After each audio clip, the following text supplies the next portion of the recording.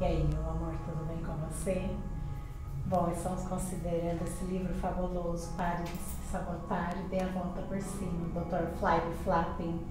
Primeiro capítulo, vimos a definição do sucesso, vimos que adultos executivos de primeira linha e crianças agitadas, a única diferença entre eles é o tamanho, a altura mesmo, porque os problemas são os mesmos, exatamente os mesmos.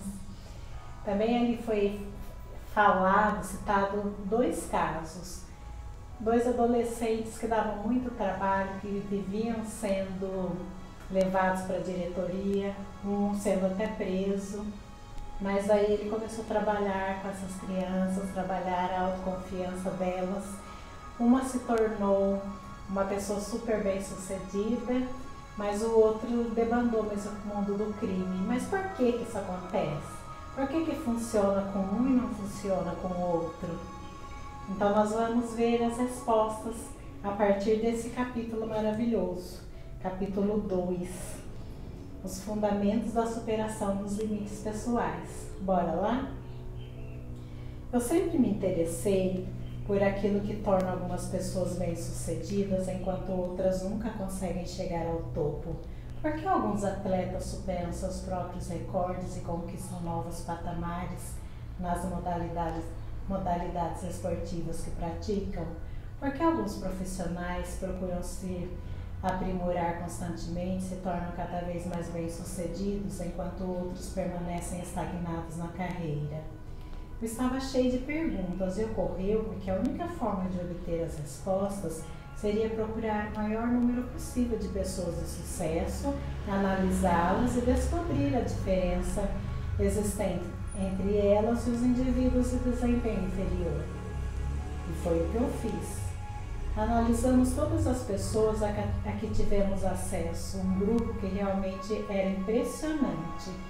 Estudamos os melhores investidores de Wall Street e muitos dos melhores executivos do mercado. Estudamos vários entre os melhores atletas do mundo em todas as modalidades esportivas, além de crianças que obtinham notas e desempenho excepcionais. Analisamos personalidades da televisão, estudamos mães e pais que estavam educando os filhos de forma fantástica. Analisamos os principais educadores dos Estados Unidos e muitos dos gigantes da indústria. Analisamos líderes do comércio varejista e das forças armadas. Estudamos todos aqueles que poderiam nos fornecer informações e ainda estamos estudando outras pessoas, pois queremos continuar refinando nossa percepção das diferenças, das que alcançam o máximo desempenho e as que não o alcançam. Teorias do sucesso.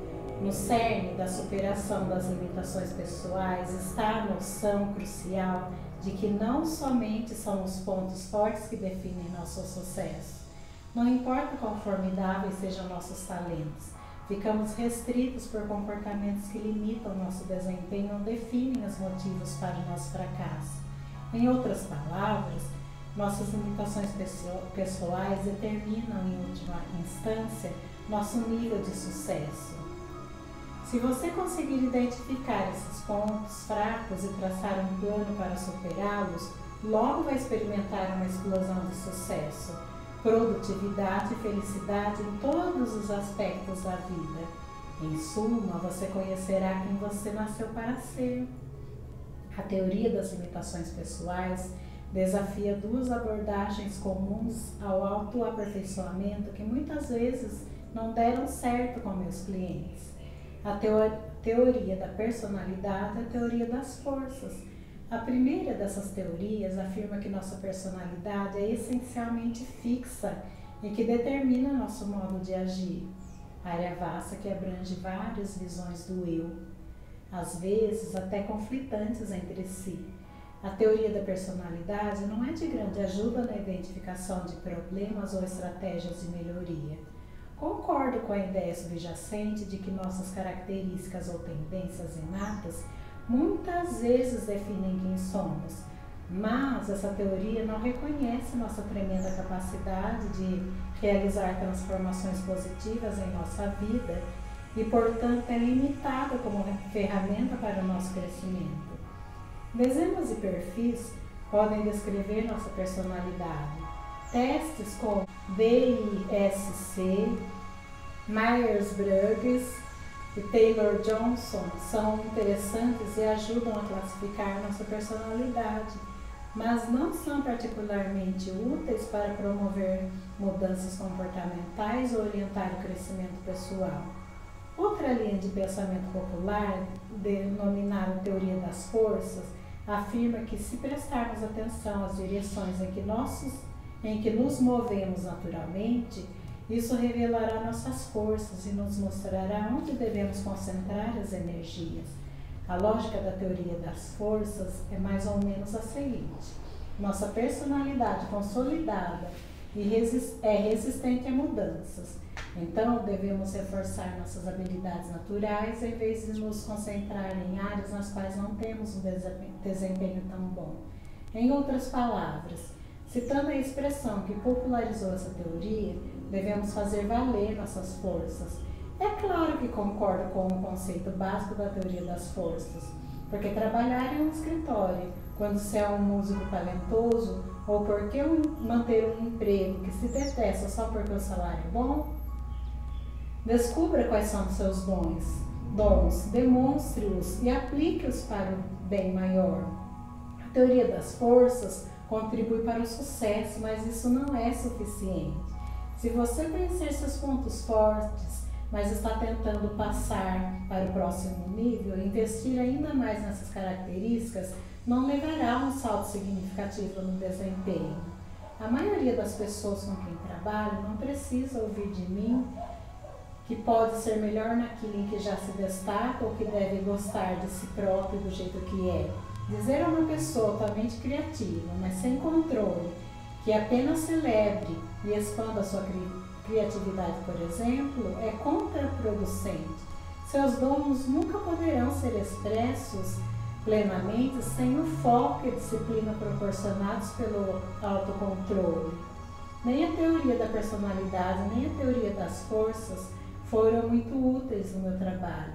A ideia de que minha personalidade é imutável não ajuda muito quando estou tentando tornar minha vida melhor. E apenas ser informado de que preciso me concentrar em meus pontos fortes não menciona os comportamentos que preciso corrigir para poder avançar. Em contraposição, a superação dos limites pessoais se baseia na noção de que a mudança é mais do que possível, é imperativa. Para vivermos plenamente, podemos e devemos aprender a minimizar nossas fraquezas comportamentais, ao mesmo tempo maximizamos nossos pontos fortes. É verdade que muitos obstáculos são difíceis de transpor, e um foco exagerado em nossas limitações pode ser frustrante, até mesmo deprimente.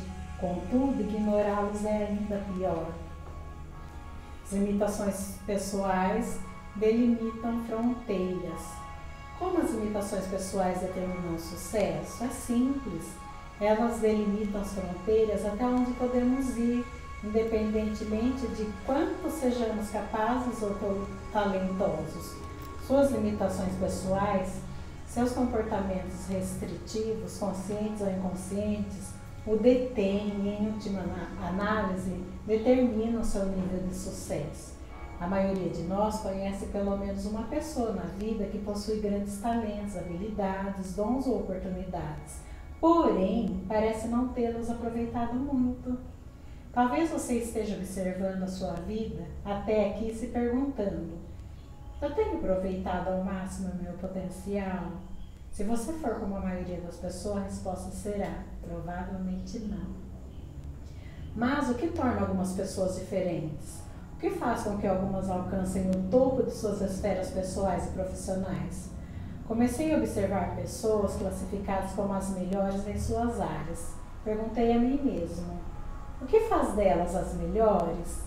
Foi então que me ocorreu o conceito de limitações pessoais. Eu soube, mesmo antes de concluirmos os testes, que de algum modo as respostas para as minhas perguntas estavam mais nos pontos fracos do que nos fortes. Olha o ponto. Porque a gente não tem clareza das nossas qualidades, mas a gente sabe muito bem quais os defeitos que nos incomodam. E ele teve essa sacada genial, livrando-se do excesso de peso. Há alguns anos levei meus filhos Matthew e Nika para a nossa aventura masculina anual, uma árdua trilha de 6 dias pelas montanhas do Colorado. Na manhã seguinte à chegada a Beaver Creek, fomos para a área de esqui onde iniciaríamos a trilha. Pusemos as mochilas nas costas e caminhamos em direção ao teleférico que nos deixaria no ponto de partida. Ao contornarmos uma construção alta no sopé da montanha, toda a planície à nossa frente literalmente explodiu em cores. Mal conseguíamos acreditar no que estávamos vendo. Não fazíamos ideia de que estávamos no meio do maior evento de balonismo do país. Enfeitiçados pela cena dos balonistas, se preparando para alçar voo, observamos balões de todas as cores do arco-íris se encherem de ar e começarem a ocupar o céu. Pilotos e equipes se movimentavam apressados. As labaredas dos maçaricos pontuavam um zum-zum matinal. Os balões inflados se preparavam para levar seus passageiros às alturas, sendo atados com força até as cordas serem removidas. Um balão chamou minha atenção.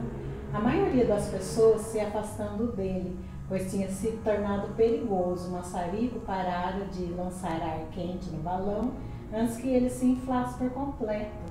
Meio murcho e preso por uma corda longa, ele se movimentava lentamente em círculo, derrubando tudo que estivesse em seu caminho como uma imensa bola de boliche feita de nylon.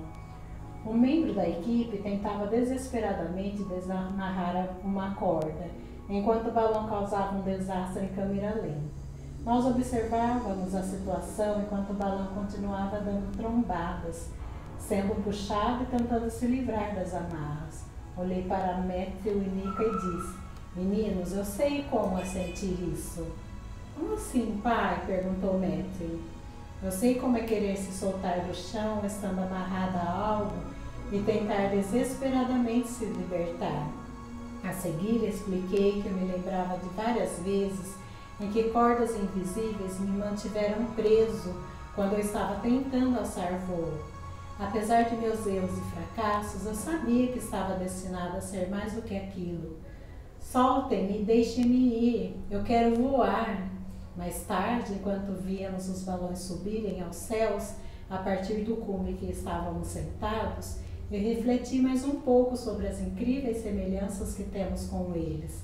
Percebi que todos estamos a bordo de um balão de gás. E quer reconheçamos isso ou não, todos estamos participando de uma corrida. Alguns ainda estão presos ao solo, procurando uma forma de se soltar para poder voar.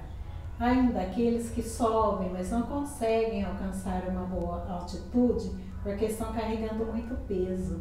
As cordas e os pesos os impedem de se libertar e subir. Quando os balões começam a decolar, percebemos que alguns vão imediatamente para cima, enquanto outros planam sobre uma superfície, a pouca altura do chão. Então, alguém corre e grita para um dos que estão lutando para levantar voo: "O que está atrapalhando são os pesos, joga os pesos fora!" Após um instante, a pessoa na gôndola entende: são os pesos que estão me detendo. Ela começa a se livrar dos pesos o mais rápido possível, e feito isso, o balão começa a subir. A viagem que você está a ponto de empreender está toda centrada em você, seu balão, seus pesos, suas amarras, as dificuldades que o detêm. Você pode optar por viver como sempre viveu, ou pode fazer a escolha de identificar e superar aquilo que não permite seu avanço. Você pode voar, e o ar, o cenário e a própria vida serão muito mais emocionantes quando você descobrir como superar limitações pessoais. O que estão impedindo de progredir? Vamos encontrar os pesos de nossa vida e jogá-los fora. E é isso. Então, veja, resumindo, trocando em miúdos, é encarar as nossas fraquezas. Depois, o segundo desafio é jogar todos os pesos que essa fraqueza proporcionam em nossa vida, que é justamente isso que nos impede de alçar voos altos. Vamos parando por aqui, mas eu espero seu comentário, seu like. E se não for inscrito no canal, se inscreva, tá bom? Beijo, fica com Deus, até o capítulo 3.